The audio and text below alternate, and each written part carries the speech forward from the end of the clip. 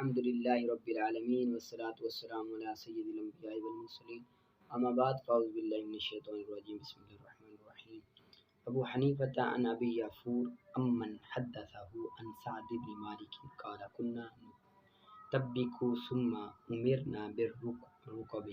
حضرت سعد بن مالک رضی اللہ عنہ کہتے ہیں کہ ہم تطبیق کیا کرتے تھے، پھر ہم کو حکم ہوا کہ رکوع میں گھٹنے پکڑو۔ تطبیق کہتے ہیں کہ دونوں ہاتھوں کو اس طرح ملا کر دونوں رانوں کے اندر درمیان میں دبا لیا جائے، ٹھیک ہے، پھر یہ منسوخ ہو گیا، پھر ہاتھوں کو گھٹنوں کو رکوع کی حالت میں پکڑنے کا حکم آ گیا، ٹھیک ہے۔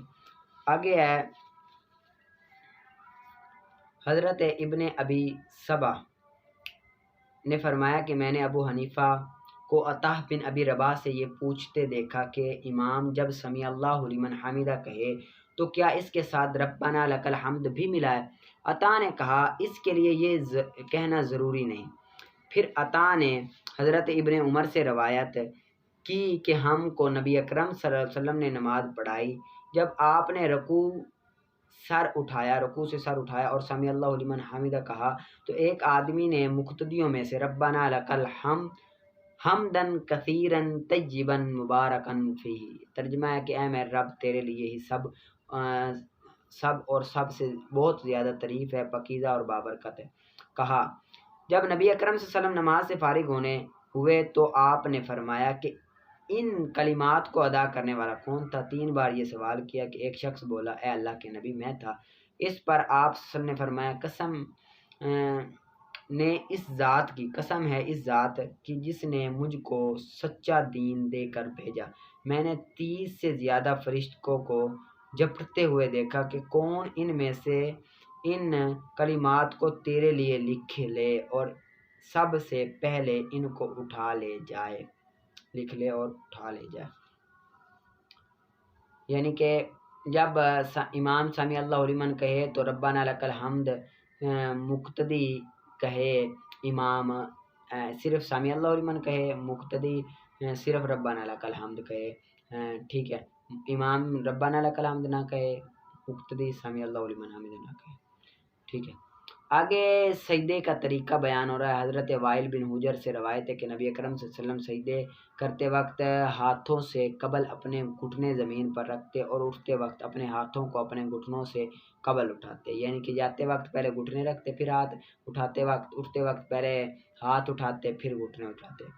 آگے حضرت ابن عباس یا اور کوئی صحابی سے مروی ہے کہ نبی اکرم صلی اللہ علیہ وسلم کی طرف وحی بھیجی گئی کہ آپ 7 ہڈیوں پر سجدہ کریں، 7 ہڈیوں پر، یعنی کہ پیشانی، دونوں ہاتھ، دونوں گھٹنے، دونوں پاؤں پر سجدہ کرے۔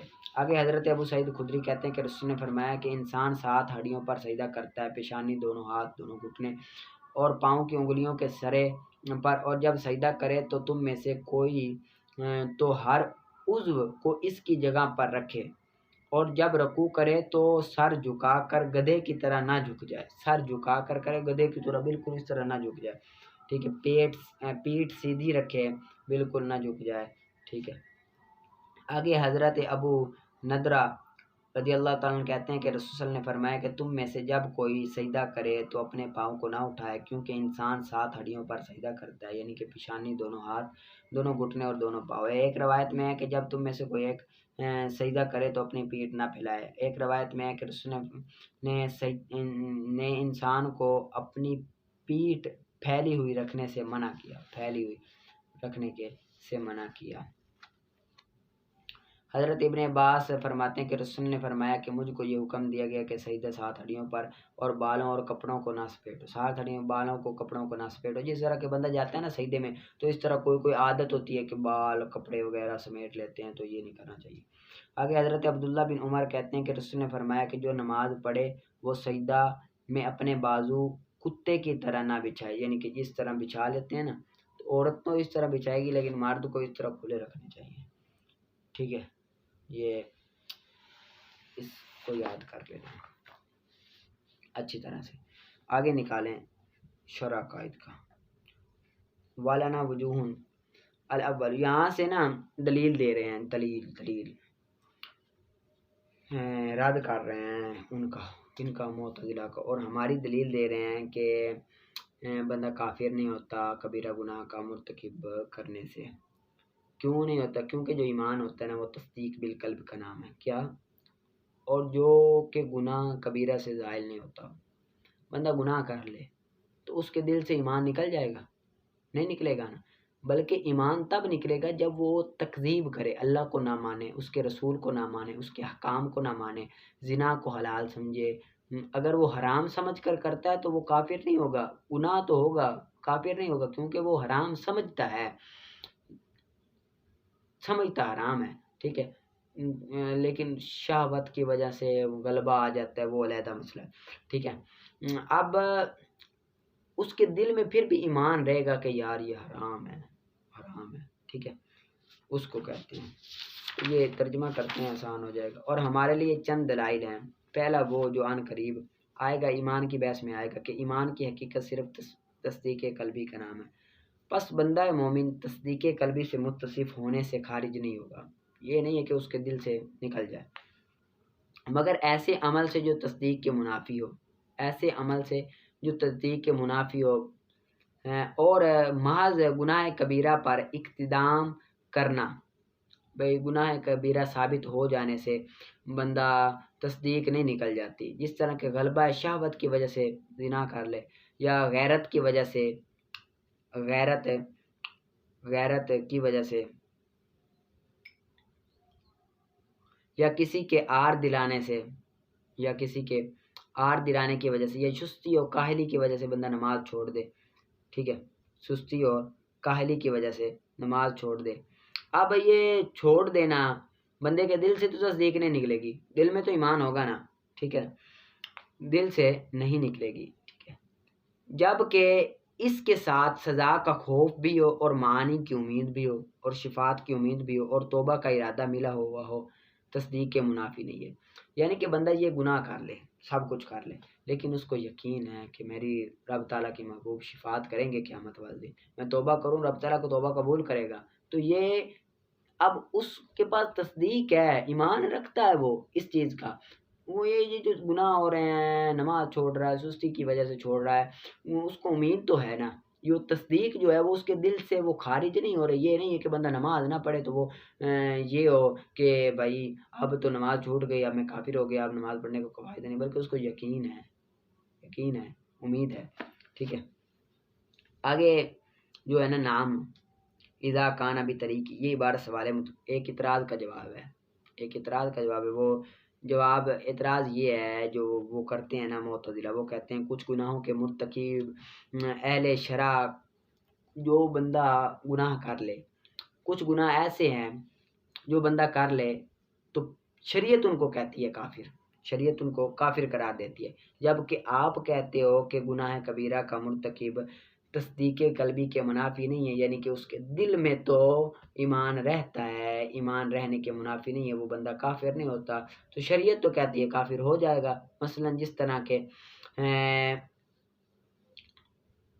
کہ اب بندہ کوئی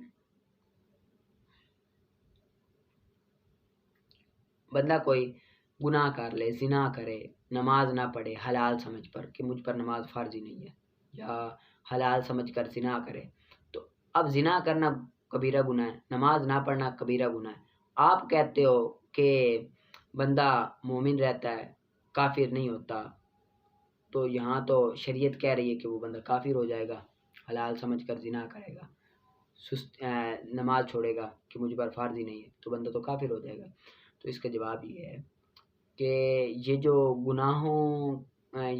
گناہ کرنا ہے، یہ جو کبیرہ گناہ کر رہا ہے، وہ زنا کر رہا ہے یا نماز چھوڑ رہا ہے، یہ نماز چھوڑنے اور کبیرہ گناہ کرنے کی وجہ سے وہ کافر نہیں ہو رہا، بلکہ وہ تکذیب کرنے کی وجہ سے کافر ہو رہا ہے. کیا جھٹلا رہا ہے رب تعالیٰ کے احکام کو، اس کی اطاعت کو جھٹلا رہا ہے کہ یہ حلال ہے، یہ زنا کرنا تو حلال ہے، یا کبیرہ گناہ نماز نہ پڑھنا مجھ پر فرض ہی نہیں ہے نماز، تو میں کیوں پڑھوں. تو یہ تو اس کے دل میں ایمان ہے ہی نہیں، بلکہ وہ ایمان کی تکذیب کر رہا ہے. ایمان تو یہ ہے کہ وہ مانے کہ زنا حرام ہے شہوت کے غلبے کی وجہ سے ہو گیا، نماز فرض ہے سستی کی وجہ سے چھوٹ گئی، وہ یہ سمجھے تو تب اس کا ایمان ہوگا۔ اور یہ جو ہے یہ تو حلال سمجھ کر سمجھ رہا ہے کہ مجھ پر زنا کرنا حلال ہے، حرام ہے ہی نہیں، نماز پڑھنا مجھ پر فرض ہی نہیں ہے، تو یہ تو حلال سمجھ کر کر رہا ہے، تو یہ جو اس کا کافر ہونا قرار دیا جا رہا ہے، یہ کبیرہ گناہ زنا کرنے یا نماز نہ پڑھنے کی وجہ سے نہیں کیا جا رہا،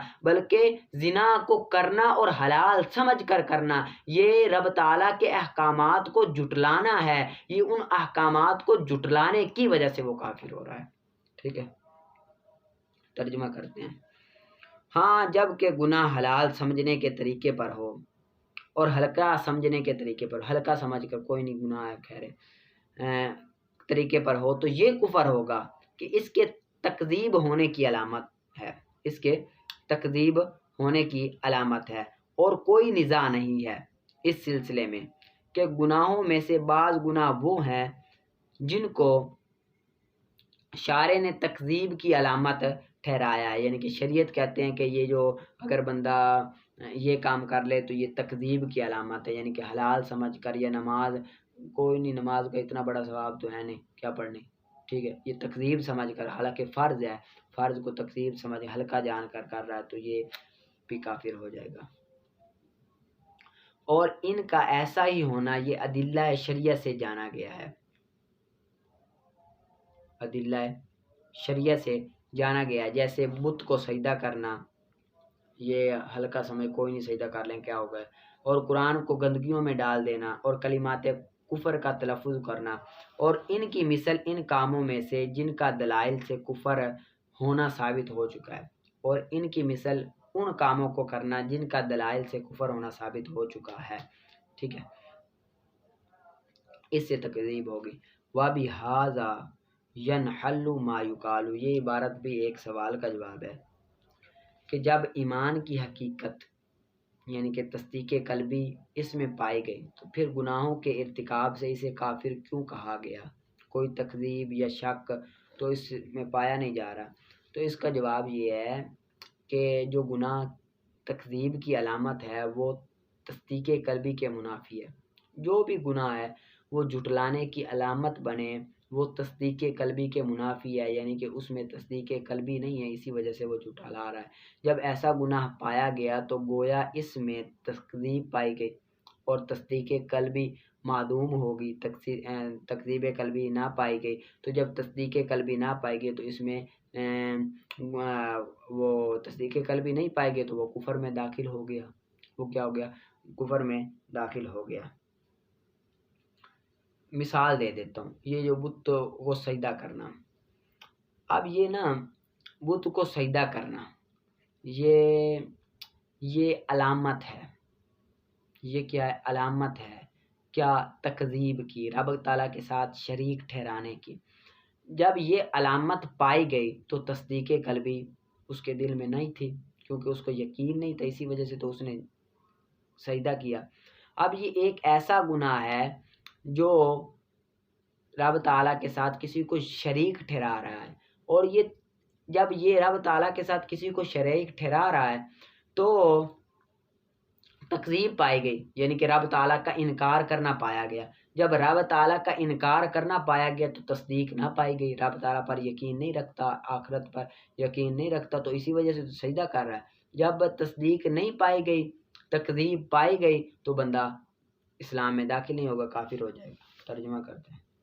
اور اسی تقریر سے حل ہو جاتا ہے وہ اعتراض جو کیا جاتا ہے کہ ایمان جب کہ مراد ہے تصدیق اور اقرار سے، تو مناسب یہ ہے کہ وہ مومن جو اقرار کرنے والا، تصدیق کرنے والا ہو، وہ کافر نہ ہو کسی بھی چیز سے، افعال کفر اور الفاظ کفر میں سے، جب تک کہ اس کی تکذیب یا شک متحقق نہ ہو، اس کی تکذیب نہ۔ اب اس کی تکذیب تو پائی جا رہی ہے، کیونکہ وہی تکذیب تو نہیں پائی جی، صراحتاً تو وہ یہ نہیں کہہ رہا کہ میں اللہ تعالیٰ کو نہیں مانتا ہوں، صراحتاً وہ کہتا کہ اللہ ایک ہے، اس کو کوئی شریک نہیں، لیکن وہ بتوں کو سجدہ بھی کر لیتا ہے۔ تو اب یہ علامت پائی گئی، اب یہ جو علامت ہے یہی تکذیب پر دلالت کر رہی ہے، یہ جو علامت ہے سجدہ کرنا یہی تکذیب پر دلالت کرنی ہے، اس وجہ سے وہ ہو جائے گا۔ ٹھیک ہے، آگے نکالیں۔ اصول الشاشی کا ولہذا قلنا یترتب الاحکام علی ھذا الوطی، یہ کہ حالت حیض میں نا وطی کرنے والا شادی شدہ ثابت ہو جاتا ہے کہ جب تک اپنی بیوی سے بندہ جماع نہ کرے اس وقت تک بندہ شادی شدہ نہیں ہوگا، غیر شادی شدہ ثابت ہوتا ہے اگر جماع نہ کرے۔ اب مسئلہ یہ ہے کہ اگر کسی شخص نے نا پہلی بار اپنی بیوی سے نا وطی کی، اب وہ اتفاق سے وہ تھی حالت حیض میں، اب دوبارہ ہم بستری یا وطی کرنے کا موقع ہی نہیں ملا، ٹھیک ہے، کسی نہ کسی وجہ سے وہ بندہ اب کیا کر لیتا ہے، کسی اور عورت سے نا جماع کر لیتا ہے، تو اب اس کو رجم کیا جائے گا، کوڑے مارے جائیں گے، اس پر شادی شدہ والا حکم لگایا جا رہا ہے، ٹھیک ہے، اس پر کیا رہا ہے، شادی شدہ والا حکم لگایا جا رہا ہے۔ اور اسی وجہ سے ہم نے کہا کہ حائضہ کے احکام اس وطی پر مرتب ہوں گے، اس وطی پر مرتب ہوں گے جو ہو گئی ہے اس سے، اور اس وطی کا احسان ثابت ہو جائے گا، اس وطی کا احسان ثابت ہو جائے گا، ٹھیک ہے۔ عورت زوج اول کے لیے حلال ہو جائے گی، حلال ہو جائے گی عورت زوج اول کے لیے، یعنی کہ مطلب یہ ہے کسی نے اپنی بیوی کو 3 طلاقیں دے دی، اب حلالے کے بغیر حلال نہیں ہے وہ عورت اس پر۔ اب اگر اس عورت نے کسی دوسرے مرد سے شادی کر لی، اب دوسرے مرد نے اس عورت سے وطی کی حالت حیض میں وطی کرنے کے بعد اس کو طلاق دے دی، اب وہ عورت زوج اول کے لیے حلال ہو جائے گی نکاح کرنے سے۔ حلالہ اس نے طلاق دے دی، اب حلالہ پایا گیا، حلالہ پایا جا رہا ہے، یعنی کہ حالت حیض میں بھی حلالہ پایا جا رہا ہے تو وہ حلال ہو جائے گی، ٹھیک ہے۔ یہ ان کی مثالیں بیان کر رہے ہیں افعال حسیہ کی، یعنی کہ افعال حسی سے ہم نے مسائل جو متفرع ہوتے ہیں، وہ جو پیچھے سوال گزرا اس کے یہ جواب میں یہ مثالیں بیان کر رہے ہیں۔ اور ثابت ہو جائے گا اس کے ساتھ مہر کا حکم اور عدت کا اور نفقے کا، یعنی کہ مہر جو ہے نا وہ تب واجب ہوتا ہے جب وطی کر لی جائے، اب کسی نے حالت حیض میں وطی کر لی تو مہر واجب ہو جائے گا، اور عدت حالت حیض میں طلاق دے دی تو تب بھی عدت ہوتی ہے، اور نفقہ حالت حیض میں وطی کرنے سے بھی نفقہ واجب ہوتا ہے، اگر حالت حیض میں بندہ نفی کر لے تو تب بھی ہوتا ہے کیا نفقہ واجب، خرچ وغیرہ۔ آگے ہے ولو امتنعت عن التمکین لاجل الصداقی کانت ناشرۃ عندہما، اگر عورت نے روک دیا، عورت نے کیا کر دیا، اب خلاصہ بیان کر، عورت نے نہ روک دیا قدرت سے وطی کرنے سے شوہر کو حق مہر کے حصول کے لیے کہ حق مہر دے پھر، ٹھیک ہے، تو وہ عورت صاحبین کے نزدیک نافرمان اور نفقے کی مستحق نہیں ہوگی، وہ عورت نافرمان ہوگی اور نفقے کی مستحق نہیں ہوگی، کیونکہ اس نے تو روک دیا، اب وطی تو ہوئی نہیں، جب وطی نہیں ہوئی تو وہ نفقے کی مستحق بھی نہیں ہوگی، ٹھیک ہے، کیونکہ وہ شادی شدہ ہی ابھی نہیں کہلایا، جب شادی شدہ کہلائے گا نا تو ہی ہوگی، ٹھیک ہے۔ یعنی کہ نا مطلب یہ ہے کہ اگر نا کسی نا شادی شدہ نے اب پہلی وطی سے پہلے عورت ابھی ایک مرتبہ ہی عورت کے نزدیک نہیں گیا، اب عورت شوہر کو روک سکتی ہے کہ قریب نہ آنے دے، پہلے حق مہر ادا کر پھر بعد میں، اب جب حق مہر ادا حصول، کیونکہ عورت نا بالاتفاق حق مہر کو لینے کا تقاضا کرنا اس کا جائز ہے، عورت نافرمان نہیں ہوگی اور نفقے کی مستحق ہوگی، ٹھیک ہے، عورت نافرمان نہیں ہوگی، عورت مستحق ہوگی، اور اگر عورت نے پہلی وطی نہیں کی، پہلی وطی عورت نے نہیں روکا، یعنی کہ مرد نے پہلی مرتبہ وطی کی، عورت نے نہیں روکا، دوسری مرتبہ کی پھر بھی نہیں روکا، تیسری مرتبہ روکا یا چوتھی مرتبہ روکا وطی کرنے سے، اب وہ عورت روکتی ہے کہ حق مہر کے حصول کے لیے کہ پہلے حق مہر دے پھر، اب ایک دو مرتبہ وہ مرد کر چکا ہے اس کے ساتھ وطی، تو اب عورت نافرمان ہوگی یا نہیں ہوگی اس بارے میں تو اختلاف ہے، جو صاحبین ہیں ان کے نزدیک عورت نافرمان ہوگی، ان کی دلیل یہ ہے کیونکہ نا عوض حاصل کیے بغیر اس نے اپنی بوزہ کو شور کے سپرد کر دیا ہے، عوض حاصل کیے بغیر، ابھی حق مہر حاصل نہیں کیے بغیر عورت نے اپنے شوہر کو مل کے بوزہ بوزا سپرد کر دیا ہے، سپرد کر دیا ہے تو وہ رضامندی ہوگی تو تبھی سپرد کیا ہے. اب دوبارہ طلب کرنا یہ نافرمانی ہے، دوبارہ یہ جو طلب کر رہی ہے یہ نافرمانی ہے. لہذا نفقہ نہ دیا جائے عورت کو جب تک بوزا پر قدرت نہ دے، تب تک نفقہ نہ دیا جائے. اور امام اعظم فرماتے ہیں کہ وہ نافرمان نہ ہوگی. دلیل ان کی یہ ہے کہ وہ عورت اپنا حق طلب کر رہی ہے، اس کو اختیار ہے، لہذا نفقہ دینا ضروری ہے، وہ اس کا حق ہے. ٹھیک ہے. اور جو عورت نافرمان ہو وہ شرعاً نفقے کی حقدار نہیں ہوتی.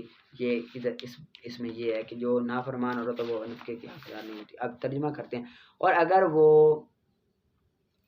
مہر کی وجہ سے قدرت دینے سے رک گئی قدرت دینے سے تو صاحبین کے نزدیک ناشزہ ہوگی صاحبین کے نزدیک کہ نافرمان ہوگی، لہذا نفقے کی مستحق نہ ہوگی. اور فعل کا حرام ہونا ترتیب احکام کے منافی نہیں ہے. فعل کا حرام ہونا ترتیب احکام کے منافی نہیں ہے، یعنی کہ فعل جو حرام ہو رہا ہے وہ ترتیب نکاح کے منافی نہیں ہے. وحرمت الفعل لا تنافی، یہ عبارت سوال مقدر کا جواب ہے. سائل سوال کرتا ہے کہ حالت حیض میں وطی کرنا حرام ہے. وطی کرنا کیا ہے؟ حرام ہے. اور اسی حرام پر مزید مسائل متفرع ہو رہے ہیں، مزید مسائل نکل رہے ہیں، متفرع ہو رہے ہیں. اور مسائل یعنی احکام شرعی، یہ تو خداوندی ہے، نعمت خداوندی ہے. تو آپ نے ایک حرام چیز کو احکام شرعیہ کا سبب بنا ڈالا، یہ تو جائز نہیں ہے. ایک حرام چیز کو احکام شرعیہ کا سبب بنا ڈالا، یہ جائز نہیں. ٹھیک ہے. یعنی کہ مثلا یہ ہے کہ حالت حیض میں نہ وطی کرنا حرام ہے، حالت حیض میں وطی کرنا حرام ہے. اب مزید احکام شرعی وہ شریعت کا حق ہے، وہ کیا ہے؟ شریعت کا حق ہے. تو ایک فعل حرام کو لے کر کئی احکام شریعہ اسی فعل حرام سے کیوں ثابت کیے گئے ہیں؟ اسی فعل حرام سے کئی احکام کیوں ثابت کیے گئے ہیں؟ یہ تو فعل حرام سبب بن رہا ہے احکام شریعہ کے ثابت ہونے کا. فعل حرام جو ہے یہ سبب بن رہا ہے کیا؟ احکام شریعہ کے ثابت ہونے کا، جو کہ ناجائز ہے وطی کرنا حالت حیض میں، یہ فعل حرام ہے. تو اس سے مسائل اخذ کیے جا رہے ہیں کہ وہ بھائی شادی شدہ نہ ہو، وطی کر لے تو شادی شدہ ہو جائے گا، اگر حیض کی حالت میں وہ طلاق دے دے تو طلاق واقع ہو جائیں گی. یہ تو حالت حیض میں ہو رہی ہیں، تو یہ تو جائز نہیں ہونے چاہیے. آپ جائز قرار رہے ہیں. جو اس کا جواب یہ ہے، جواب کا خلاصہ یہ ہے کہ ہر فعل کا حرام ہونا احکام کے مرتب ہونے کے منافی نہیں ہوتا. فعل کا حرام ہونا یہ اس چیز کے منافی نہیں ہے کہ احکام مرتب نہیں ہوگے، بلکہ احکام مرتب ہوتے ہیں. کیونکہ نا ایسا شارع علیہ السلام کی طرف ثابت ہے کہ شریعت نے خود فعل حرام سے کئی احکام ثابت کیے ہیں، کئی بڑے احکام حرام فعل سے ثابت کیے ہیں. جس طرح اور نہیں ہے منافی احکام کی ترتیب منافی نہیں ہے، جس طرح کہ حائضہ کو طلاق دینا. اب فعل حرام ہے طلاق، لیکن طلاق ہو رہی ہے. طلاق جب حیض کی حالت میں طلاق دینا شرعاً تو ممنوع ہے. اگر کوئی طلاق دے دے تو شرعاً طلاق واقع ہو جائے گی، شرعاً واقع ہو جائے گی. اب آپ دیکھیں فعل تو حرام ہے حیض کی حالت میں طلاق دینا، لیکن حکم ثابت ہو رہا ہے. حکم ثابت کیا ہو رہا ہے. اور مغضوبہ پانی سے وضو کرنا، اور وضو کرنا مغضوبہ پانی سے، یعنی کہ جو پانی چھینا ہو کسی سے، اس سے آپ وضو کرنا یہ بھی جائز ہے. وضو ہو جائے گا، اس وضو سے نماز پڑھے، نماز بھی ادا ہوتی ہے. یعنی کہ اب پانی چھیننا یہ کیا حرام ہے، غصب کرنا کسی کی چیز یہ حرام ہے. تو حرام چیز سے حکم ثابت ہو رہا ہے. ٹھیک ہے. اور مغضوبہ کمان سے شکار کرنا، یعنی کہ کمان تیر بندہ کسی سے چھین لے پھر شکار کرے، تو اب یہ فعل حرام ہے چھیننا.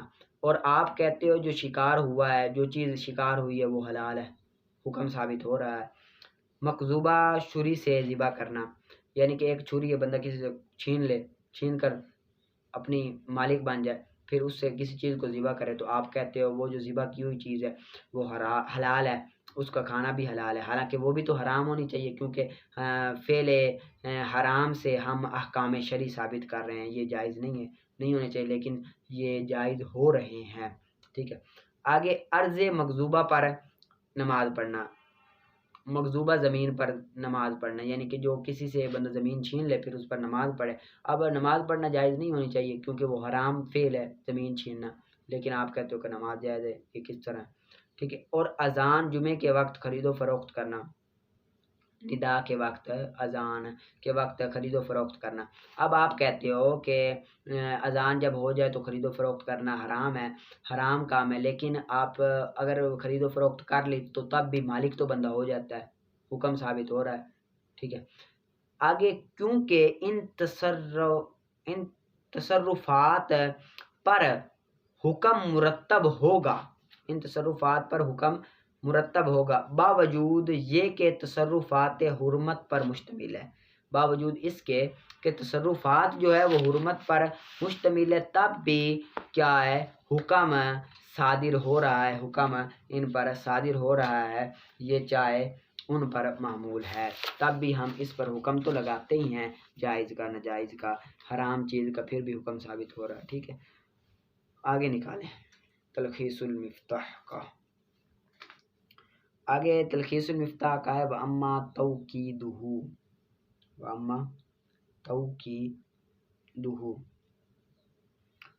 اور بہرحال مسند الیہ کی تاکید لانا، تو تاکیر کے لیے، مسند الیہ کی تاکید لانا تو تقریر کے لیے ہے، تقریر کے لیے، پختگی کے لیے، وضاحت کے لیے.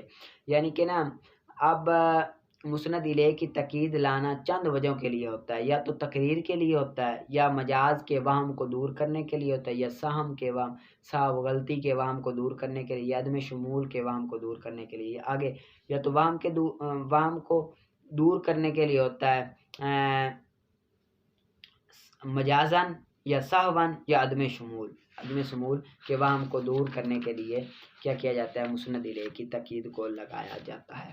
اور بہر البیان یعنی کہ عطف بیان لانا، مسند الیہ کا بیان لانا تو اس میں مختص کے ساتھ مسند الیہ کے وضاحت کرنے کے لیے ہوتا ہے. مسند الیہ کا بیان لانا تو اس میں مختص کے ساتھ مسند الیہ کے وضاحت کرنے کے لیے ہوتا ہے. جس طرح کہ آیا تیرا دوست خالد، اب صدیق کا یہ مسند الیہ ہے، آگے خالدن ذکر کیا، عطف بیان ذکر کیا، یہ صدیق یہ مسند الیہ ہے، اور خالدن یہ عطف بیان ہے. اب یعنی کہ دوست تو اس کے بہت سارے ہیں، لیکن جو آیا دوست وہ کیا تھا، صدیق تھا. اب یہاں پر اسم کو خاص کرنے کے لیے، اسم کو خاص کرنے کے ساتھ مسند الیہ کی وضاحت مقصود تھی، اسی وجہ سے عطف بیان کو ذکر کر دیا. آگے اور بہرحال مسند الیہ سے بدل لانا، مسند الیہ سے بدل لانا تو تقریر کی زیادتی کے لیے ہوتا ہے، تقریر کی زیادتی کے لیے، یعنی کہ کلام کو لمبا کرنے کے لیے. جس طرح کہ جانی اخو کا زید، اب اخو کا یہ مسند الیہ ہے، یہ مبدل منہ ہوا ہے، مبدل منہ لایا گیا ہے کلام کو پختہ کرنے کے لیے، پختگی کرنے کے لیے، تاکہ پختگی کر کے تھوڑا سا کلام کی زیادتی کر کے پختہ کرنا مقصود ہوتا ہے. اور جان القوم اکثرہم، اور سوری بامر صوبو، اب یہاں پر قوم کو زیادہ کیا، ٹھیک ہے، اور امر کو زیادہ کیا، ٹھیک ہے، پختگی کے لیے. اور بہرحال عطف، مسند الیہ پر عطف کرنا تو اختصار کے ساتھ مسند الیہ کی تفصیل کے لیے ہوتا ہے، اختصار کے ساتھ مسند الیہ کی تفسیر کرنے کے لیے عطف لایا جاتا ہے. جس طرح کہ جان زید و عمر، اب یہاں پر عمر پر عطف لگایا گیا ہے، وہ مسند الیہ تو ہے لیکن اختصار کے ساتھ اس کی تفصیل ہو گئی کہ زید بھی آیا اور عمر بھی آیا. ٹھیک ہے. یا مسند اسی طرح، یعنی کہ جس طرح مسند الیہ ہے اسی طرح ہی مسند ہے. جس طرح کہ جانی زید کہ آیا میرے پاس زید پس عمر، یا پھر عمر، یا آئی میرے پاس قوم حتیٰ کہ خالد بھی آیا. تو اب یہاں پر یہ وہی ہے جو مسند الیہ کا ہے. یا مسند الیہ پر عطف لانا، عطف لانا سامع کو درست بات کی طرف لٹانے کے لیے، سامع کو درستگی کی طرف لٹانے کے لیے مسند الیہ پر عطف لایا جاتا ہے، جس طرح کہ جانی زید لا امر، اب آیا زید نہ امر آیا، اب یہاں پر لا عطف ڈالا کہ درستگی کے لیے، درستگی کی طرف لٹایا جائے اس کو۔ یا حکم کو کسی دوسرے کی طرف پھیرنے کے لیے مسند الیہ پر عطف لایا جاتا ہے، جس طرح کہ جانی زید بل امر، آیا زید بلکہ امر آیا، اب یہاں پر پھیر دیا اس کو امر کی طرف کہ زید نہیں بلکہ امر، یا نہیں آیا زید بلکہ امر، اب کیا کر دیا پھیر دیا اس کو۔ یا شک ڈالنے کے لیے مسند الیہ پر شک یا شک ڈالنے کے لیے ہوتا ہے عطف، جس طرح کہ جانی زید او امر، آیا میرے پاس زید یا امر، ٹھیک ہے، آیا میرے پاس زید یا امر۔ اور بہرحال مسند الیہ کے بعد ضمیر فصل لانا تو مسند کے ساتھ تخصیص کے لیے ہوتا ہے، یعنی کہ مسند الیہ کے بعد اگر ضمیر فصل لائی جائے تو یہ مسند کے ساتھ خاص کرنے کے لیے ہوتا ہے، جس طرح کہ آپ نے پڑھا ہے مبتدا کو خبر اور صفت سے ممتاز کرنے کے لیے ان کے درمیان ضمیر فصل لائی جاتی ہے، جس طرح کہ زید هو القائم، ہوا ضمیر فصل لائی تاکہ خاص ہو جائے مبتدا اور خبر کو، اسی وجہ سے مسند الیہ کے بعد ضمیر فصل لائی جاتی ہے مسند کے ساتھ خاص کرنے کے ساتھ، کہ مسند کے ساتھ اس کا خاص تعلق ہو جائے، ٹھیک ہے، اس کو آپ نے یاد کر لینا ہے۔ آگے نکالیں آپ کنز الدقائق کا، آگے کنز الدقائق کا ہے خلا اور مبارات مرد عورت کے ہر اس حق کو ساکت کر دینا ہے، خلا اور مبارات مرد کے ہر اس حق کو ساکت کر دینا، کیا کر دینا ساکت کر دینا۔ مبارات یہ کہتا ہے کہ ہر ایک نے دوسرے سے برات حاصل کر لی، یعنی کہ مبارات کا مطلب یہ ہے کہ مرد بھی کہے میری جان چھوڑ، عورت بھی کہے میری جان چھوڑ، اس کو کہتے ہیں مبارات، خلاصہ، ٹھیک ہے۔ خلا اور مبارات مرد اور عورت کے ہر اس حق کو ساکت کر دینا ہے جو نکاح کی وجہ سے ایک دوسرے پر ہوتا ہے، نکاح کی وجہ سے متعلق ہوتا ہے ایک دوسرے پر، یہاں تک کہ اگر شوہر عورت سے معینہ مال کے عوض خلا یا مبارات کرے تو شوہر کے لیے وہی ہوگا جو عورت نے بیان کیا، یعنی کہ عورت کہے 1000 تو 1000 ہوگا، 2000 تو 2000 ہوگا، ٹھیک ہے۔ اور کسی ایک کے لیے دوسرے پر دعویٰ مہر کا اختیار باقی نہیں رہے گا، اور کسی ایک کے لیے دوسرے پر کوئی ایک دوسرے پر دعویٰ کرے مہر کو تو اس کا اختیار باقی نہیں رہے گا، مہر مقبول ہو یا غیر مقبول، مہر کیا ہو مقبول ہو یا غیر مقبول، دخول سے پہلے ہو یا دخول کے بعد ہو، ٹھیک ہے، وہ مہر ہی ہوگا۔ اگر صغیر کا باپ صغیرہ کے مال کے عوض اس کے شوہر سے خلا کرے تو صغیرہ پر جائز نہیں ہوگا، تو صغیرہ پر کھلا جائز نہیں ہوگا، کیونکہ صغیرہ کے مال میں تصرف کر ہی نہیں سکتے، کسی کو دے ہی نہیں سکتے، اسی وجہ سے جائز نہیں ہوگا، اور طلاق واقع ہو جائے گی۔ اور اگر 1000 کے عوض کھلا کرے، پیسے نہیں دے گا، طلاق واقع ہو جائے گی، کیونکہ وہ بچی کا مال نہیں دے سکتے۔ اور اگر 1000 کے عوض کھلا کرے، 1000 کے عوض کھلا کرے اس شرط پر کہ وہ ضامن ہے، باپ خود ضامن ہے، تو طلاق واقع ہو جائے گی، اور 1000 باپ پر لازم ہوگا۔ 1000 کس پر لازم ہوگا؟ باپ پر لازم ہوگا، باپ اس کو کیا کرے گا 1000 دے گا۔ آگے باب الظہار، چلو ٹھیک ہے، اتنا کافی ہے آپ کو، یہ اس کو اچھی طرح سے یاد کرنا۔ آگے نکالیں آپ یہ ہدایت الحکمت کا، وہ میں آپ کو سمجھاتا ہوں، ٹھیک ہے۔ الحکمت کا آگے ہے، پیچھے ہم نے دعویٰ پڑھ لیا تھا کہ جو بھی جسم ہوگا جو حقیقت میں متصل ہو، جو متصل نظر ہو وہ حقیقت میں بھی متصل ہوتا ہے، ٹھیک ہے، یہ بات گزر گئی۔ آگے اتصال و انفصال کا قابل جس میں تعلیمی صورت جسمیہ یہ نہیں ہو سکتا۔ آگے ایک دعویٰ پڑھایا تھا آپ کو کہ اگر مقبول وجودی اور عدم و ملکہ ہو تو قابل اور اس کے لوازم کا وجود مقبول کے ساتھ ضروری ہوگا، یعنی کہ جہاں پر بھی وجود مقبول ہو تو مقبول کے ساتھ قابل کا پایا جانا ضروری ہے، قابل اور اس کے لوازمات کا پایا جانا ضروری ہے، ٹھیک ہے۔ تو اس دلیل سے ہم ثابت کریں گے کہ اب یہ دیکھیں، یہ ہے نا گلاس، اب اس گلاس میں یہ دیکھیں پانی، اس کی چوڑائی 2 انچ، لمبائی 2 انچ، گہرائی بھی 2 انچ، یہ مان لیں آپ۔ اب یہاں پر بات یہ ہو رہی تھی کہ یہ ہے اتصال، یہ متصل ہے نا پانی، لیکن انفصال کی صلاحیت رکھتا ہے، انفصال کی صلاحیت رکھتا ہے متصل لیکن انفصال کی صلاحیت رکھتا ہے۔ اب ہم کہتے ہیں کہ یہ انفصال مقبول ہے، مقبول کیا ہے؟ انفصال ہے۔ تو ہم نے پڑھا تھا کہ مقبول کے ساتھ قابل اور اس کے لوازمات کا ہونا کیا ہے؟ ضروری ہے۔ اب یہ کیا ہے؟ دیکھیں، انفصال ہے، قابل اس میں کیا چیز ہے؟ اگر آپ قابل بنائیں جسم تعلیمی کو، اگر آپ قابل کس کو بنائیں؟ جسم تعلیمی کو قابل بنائیں، تو جسم تعلیمی کی آپ نے تعریف کیا پڑھے ہیں؟ جو طول، جو چوڑائی، گہرائی، لمبائی میں کیا کرے؟ تقسیم کو قبول نہ کرے۔ اب یہ دیکھیں، انفصال کی صلاحیت رکھتا ہے اتصال لیکن انفصال کی صلاحیت رکھتا ہے۔ اب یہاں پر مقبول ہو گیا انفصال، انفصال کی صلاحیت رکھتا ہے، قبول کرتا ہے، مقبول ہو گیا انفصال۔ اب مقبول کے ساتھ قابل کا ہونا ضروری ہے۔ قابل اگر آپ مانتے ہو کہ ہم کہتے ہو کہ قابل جسم تعلیمی ہے، تو جسم تعلیمی تو ہو نہیں سکتا۔ وہ کس طرح نہیں ہو سکتا؟ دیکھیں آپ کہ جسم تعلیمی کس کو کہتے ہیں؟ جو طول، عرض، عمق میں تقسیم کو قبول نہ کرے۔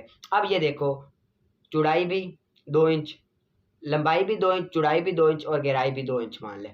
اب اگر ہم اس کو کسی دوسرے میں ڈال دیں، کس کو؟ کسی دوسرے میں ڈال دیں، یعنی کہ آدھا آدھا کر دیں، تو یہ بڑھ تو جائے گا، بڑھ تو جائے گا، لیکن یہ جسم تعلیمی نہیں رہے گا، کیونکہ جسم تعلیمی کی ہم نے تعریف پڑھی تھی جو طول، عرض، عمق میں تقسیم کو قبول نہ کرے۔ یہ تقسیم کو قبول کر رہا ہے، یہ تو تقسیم کو قبول کر رہا ہے، لہذا جسم تعلیمی نہیں ہو سکتا۔ ٹھیک ہے، اب اتصال ہے، انفصال کو قبول کر رہا ہے۔ انفصال یہاں پر آپ مقبول مانیں، انفصال کیا مانیں؟ آپ اس کو انفصال مقبول مانیں، اور قابل آپ صورت جسمیہ کو بنائیں۔ یہاں پر قابل کیا ہے؟ صورت جسمیہ ہے۔ قابل کیا چیز ہے؟ صورت جسمیہ ہے۔ اب یہ بات ذہن میں رکھیں کہ تعداد یہ صورت جسمیہ کو لازم ہے، تعداد صورت جسمیہ کو لازم ہے، یعنی کہ جسم تعلیمی صورت جسمیہ کو لازم ہے، جسم تعلیمی صورت جسمیہ کو کیا ہے؟ لازم ہے، لازمی طور پر جسم تعلیمی صورت جسمیہ کو۔ اب جب ایک مرتبہ آپ صورت جسمیہ کی طرف جائیں نا، اب یہ انفصال ہے، انفصال کی صلاحیت رکھتا ہے۔ جسم تعلیمی ہم رد کر چکے ہیں کہ جسم تعلیمی نہیں ہے۔ اب جب جسم تعلیمی نہیں ہے، جسم تعلیمی نہیں ہے تو لازم نہیں ہے، تو لازم نہیں ہے، تو ظاہری سی بات ہے جب لازم نہیں ہوگا تو ملزوم ہی نہیں ہوگا، جب لازم نہیں ہوگا تو ملزوم ہی نہیں ہوگا۔ تو اس سے پتہ چلا کہ یہ انفصال کی صلاحیت رکھتا ہے، لیکن یہاں پر جو قابل ہے وہ نہ ہی جسم تعلیمی کو بنا سکتے ہیں، نہ ہی صورت جسمیہ کو بنا سکتے ہیں، تو لا محالہ کوئی تیسری چیز ہوگی، اور وہ تیسری چیز کیا چیز ہے؟ تیسری چیز کیا ہے؟ حی اللہ ہے۔ تیسری چیز کیا ہے؟ حی اللہ ہے۔ ٹھیک ہے، اب یہاں پر تیسری چیز کیا ہے؟ حی اللہ ہے۔ ٹھیک ہے، سمجھ آ گئی؟ دوبارہ پھر کر دیتا ہوں۔ اب مقبول آپ انفصال مقبول ہے۔ اب اگر انفصال کی صلاحیت تو قابل یہاں پر نہ ہی آپ جسم تعلیمی کو بنا سکتے ہیں، نہ ہی صورت جسمیہ کو بنا سکتے ہیں۔ اگر آپ جسم تعلیمی کو بنائیں تو جسم تعلیمی تو ہو نہیں سکتا، کیونکہ جسم تعلیمی جو طول، عرض، عمق میں تقسیم کو قبول نہ کرے، اور یہ تو انفصال ہونے کی صورت میں یہ تو تقسیم کو قبول کر دے گا، تقسیم ہو جائے گا نا۔ جب ہم اس کو منفصل کریں، جدا کریں، آدھا کسی اور میں ڈالیں تو یہ منفصل تو ہو جائے گا، پورا تو نہیں رہے گا۔ یہ تو نہیں ہے کہ 2 انچ یہاں لمبائی ہے، چوڑائی ہے، گہرائی ہے، جب ہم اس کو آدھا دوسرے میں کر دیں تو 2 انچ برابر تو نہیں رہے گی، 2 انچ برابر نہیں رہے گی، لہذا جسم تعلیمی نہیں ہے۔ اب اگر مقبول انفصال ہے، قابل مانے صورت جسمیہ کو۔ اب اس سے پہلے یہ بات ذہن میں رکھنا کہ صورت جسمیہ کے لیے مقدار لازم ہے۔ جب مقدار ہم پہلے ہی باطل کر چکے ہیں تو صورت جسمیہ آٹومیٹک ہی باطل ہو جائے گا۔ کیوں؟ کیونکہ کیا چیز تو لازم کے باطل ہوتے ہی ملزوم خود ہی باطل ہو جائے گا۔ لازم مقدار ہے تو جو صورت جسمیہ ملزوم وہ خود ہی باطل ہو جائے گا۔ اب آئیں کتاب کی طرف آئیں۔ وَإِلَّا وَيَلْزَمُ مِنْ هَذَا إِثْبَاتُ الْحُیُولَةِ فِی الْأَجْسَامِ كُلِّهَا، کہ لازم آئے گا اس سے، کس سے؟ کہ کس سے لازم آئے گا کہ اجسام وہ در حقیقت متصل ہے لیکن انفصال کی صلاحیت قبول کرتے ہیں. انفصال کی صورت میں حیولہ لازم آئے گا، حیولہ ثابت ہوگا تمام اجسام میں. یعنی کہ ہم جب جسم کو متصل مانیں لیکن انفصال کی صلاحیت وہ رکھتا ہے تو اس صورت میں حیولہ تو ایٹومیٹک ثابت ہو جائے گا، لیکن تمام جسموں میں حیولہ ثابت ہو جائے گا، تمام جسموں میں حیولہ ثابت ہوگا. لِأَنَّ ذَلِكَ الْمُتَّصِلَ قَابِلٌ لِلْانفِصَالِ، یہاں سے دلیل، کیونکہ یہ متصل یہ انفصال کو قبول کرتا ہے. یہ جو متصل ہے نا، متصل یہ کیا کرتا ہے؟ انفصال کو قبول کرتا ہے. فالقابل للانفصال فی الحقیقت، پس قابل حقیقت میں انفصال کو قبول کرتا ہے. پس قابل جو حقیقت میں انفصال کو قبول کر رہا ہے وہ یا یہ کہ مقدار ہوگی، جو انفصال کو قبول کر رہی ہے حقیقت میں قابل ہے وہ یا تو کیا ہوگی؟ مقدار ہوگی، یعنی کہ جس میں تعلیمی، اور جس میں تعلیمی وہ تو نہیں ہو سکتی، یا صورت ہوگی، صورت سے مراد صورت جسمیہ، اور صورت کو مقدار مستلزم ہے، صورت کو مقدار کیا ہے؟ مستلزم ہے. یا پھر تیسرا معنی ہوگا، یعنی کہ قابل انفصال کے لیے حقیقت میں یا تو مقدار ہوگی یا صورت جو کہ مقدار کو مستلزم ہے، یا پھر وہ تیسرا معنی ہوگا. پہلے دو تو ہو ہی نہیں سکتے، لا سبیل الا الاول والثانی، پہلے دو تو ہو نہیں سکتے. کیوں نہیں ہو سکتے؟ یعنی کہ پہلے دو کیوں نہیں ہو سکتے؟ اگر پہلے دو کو مانے تو لازم آئے گا اتصال اور انفصال کا جمع ہونا، اتصال اور انفصال کا جمع ہونا لازم آئے گا. وہ کس طرح اتصال اور انفصال کا جمع ہونا لازم کیوں، کس طرح آئے گا؟ اب آگے نا والقابل یجب وجودہ مال مقبول. اب یہاں پر جو واو ہے نا یہ بمعنی از کے، اوپر دیکھو بین الصدور بھی لکھا ہے کلمۃ الواو ہا ہنا بمعنی اذ تلیلیۃ، یہاں پر بین الصدور، کیونکہ قابل مقبول کے ساتھ پایا جاتا ہے. ہم نے پیچھے قاعدہ پڑھا تھا کہ اگر مقبول وجودی یا عدم و ملکہ ہو تو قابل اور اس کے لوازمات میں سے کسی ایک لازم کا ہونا ضروری ہے. اب جب قابل مقبول کے ساتھ پایا جاتا ہے تو اتصال اور انفصال کس طرح جمع ہوئے کہ اگر ہم یہ کہیں کہ یہ متصل ہے، اتصال کی صلاحیت رکھتا ہے، اگر ادھر ہم جس میں تعلیمی مان لیں، جس میں تعلیمی مقدار مان لیں، یا پھر صورت مان لیں جو کہ مقدار کو مستلزم ہے، تو جب جس میں تعلیمی مانیں گے انفصال کریں گے تو آدھا اس گلاس میں رہے گا، آدھا دوسرے گلاس میں آ جائے گا، آدھا اس میں رہے گا، آدھا کس میں آ جائے گا؟ دوسرے میں آ جائے گا. جب آدھا دوسرے میں آ جائے گا تو یہ دوسرے میں گیا وہ انفصال ہو گیا، اور پہلے اتصال تھا وہ انفصال ہو گیا. تو اس سے اتصال اور انفصال دونوں کا جمع ہونا لازم آ رہا ہے، دونوں جمع ہو رہے ہیں نا، کہ پہلے کیا تھا؟ یہ متصل ہے، جب ہم اس کو تقسیم کر دیں یعنی کہ دوسرے گلاس میں ڈال دیں، پھر بھی ہم اس کو یہ کہیں مثال کے طور پر یہ ہے نا، اب یہ دیکھیں میں نے آدھا پی لیا، اب پہلے اتصال تھا مکمل، آدھا پی لیا، آدھا جو میرے پیٹ میں گیا وہ منفصل بن گیا، اور یہ جو ہے انفصال کا کچھ یہ ہے کچھ وہ ہے، ٹھیک ہے. اب کچھ یہ ہے کچھ وہ ہے، تو اب ہم اس کو کہہ رہے ہیں کہ یہ منفصل بھی ہے، یہ کیا ہے؟ منفصل بھی ہے، یہ کیا ہے؟ منفصل بھی ہے. تو یہ منفصل ہوگا اور متصل بھی ہے، منفصل بھی ہے. اور ہم نے پڑھا تھا کہ قابل مقبول کے ساتھ پایا جاتا ہے، کہ مقبول جہاں پر پایا جائے گا وہاں پر قابل بھی پایا جائے گا. یہاں پر تو وہ مقدار کیا ہو گئی؟ تقسیم ہو گئی، مقدار بٹ گئی، پھر بھی ہم کہہ رہے ہیں کہ یہ متصل بھی ہے منفصل بھی ہے، بٹنے کی صورت میں بھی. بس متعین ہوگا کہ قابل کا دوسرا معنی کیا ہوگا؟ قابل کا دوسرا معنی معین ہوگا، اور وہ وَهُوَ الْمَعْنِيُّ مِنَ الْحَیُولَةِ، اور وہ معنی کیا ہے؟ حیولہ ہے. وہ کیا ہے معنی؟ کیا ہے؟ حیولہ ہے. پوری ساری بحث کا خلاصہ میں بیان کر دیتا ہوں. مصنف علیہ الرحمہ نے یہاں پر جو انہوں نے کہا تھا کہ ان کا دعویٰ یہ ہے کہ ہر جسم وہ مرکب ہوتا ہے جو جزو سے، اور مرکب ہوتا ہے جو جزو سے، وہ کیا ہوتا ہے؟ جو بھی در حقیقت متصل ہو، جو متصل نظر ہو وہ در حقیقت بھی متصل ہوتا ہے. جو متصل نظر ہو وہ جو نظر متصل ہو وہ در حقیقت بھی متصل ہوتا ہے. اگر ہم آپ یہ کہو کہ یہ نظر تو متصل آ رہا ہے لیکن در حقیقت متصل نہیں ہے تو یہ جز لا یتجزا کی خرابی لازم آئے گی. اور پچھلی ہم فصل میں جز لا یتجزا کو کیا کر چکے ہیں؟ باطل کر چکے ہیں. لہٰذا یہ متصل بھی ہے اور منفصل انفصال کی صلاحیت بھی رکھتا ہے. اب جو انفصال کی صلاحیت رکھتا ہے تو یہ متصل جو ہوگا تو انفصال کی صورت میں اس کا جو قابل آپ بناؤ گے یا تو وہ جسم تعلیمی کو بناؤ گے یا صورت جسمیہ کو بناؤ گے یا کوئی تیسرا معنی جسم تعلیمی اور صورت جسمیہ تو بنا نہیں سکتے. جسم تعلیمی کیوں نہیں بنا سکتے؟ کیونکہ انفصال کی صورت میں جسم تعلیمی اس کو کہتے ہیں جو تقسیم کو قبول نہ کرے. انفصال کی صورت میں تقسیم کو قبول کر چکا ہے، لہٰذا اسی لیے جسم تعلیمی نہیں ہو سکتا. اور اگر آپ یہ کہو کہ یہ صورت ہے، صورت جسمیہ، تو صورت جسمیہ کو تعداد مستلزم ہے، جسم تعلیمی مستلزم ہے، لہٰذا جب لازم باطل ہو جائے، لازم چلا جائے تو ملزوم ایٹومیٹک ہی چلا جاتا ہے. جب جسم تعلیمی باطل کر چکے ہیں ہم پہلے تو کیا چیز، تو صورت جسمیہ بھی ایٹومیٹک خود ہی باطل ہو جائے گا. ٹھیک ہے، اس کو آپ نے اچھی طرح سے یاد کر لینا. آگے وَإِذَا ثَبَتَ ایک اعتراض ہے اور اس کا جواب ہے، پھر ہم انشاءاللہ کل پڑھیں گے. اس کو آپ نے اچھی طرح سے محنت کر کے یاد کرنا ہی بات ہے.